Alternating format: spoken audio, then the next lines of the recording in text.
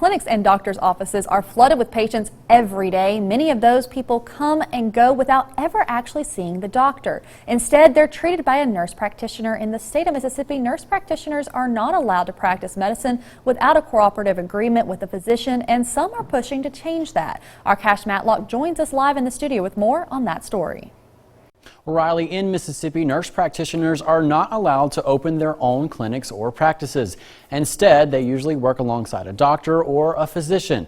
Some say nurse practitioners don't have enough education to practice without expert supervision.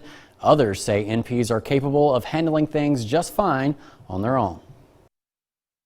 It's a battle that can sometimes get ugly. Insiders say the fight for nurse practitioners in Mississippi to have full practice authority has been heating up for years. There are some schools of thought that think that the non-physician provider, i.e. nurse practitioner or PA, does not have the education to be able to assess, diagnose, and treat patients. Nurse practitioner Mary Smith says over 30 other states have already agreed to allow NPs full practice authority.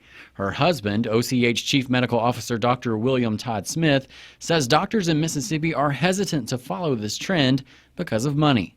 Yeah, that's kind of the dirty secret in this whole collaborative agreement, is that there's really no regulation of that. And I think at most the collaborating physician has to review at least the maximum number, I think, is 20 charts per month.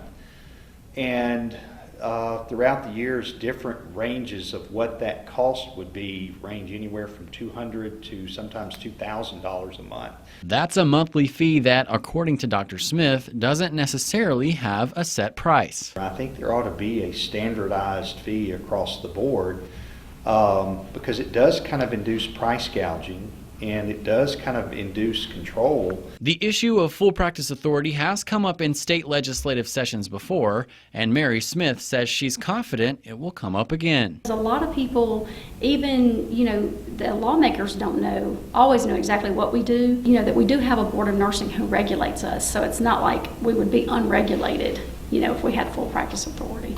Smith says allowing NPs to practice on their own means having a healthier state overall. So if we have healthier Mississippi, we have people who can work, and the economy is going to be improved.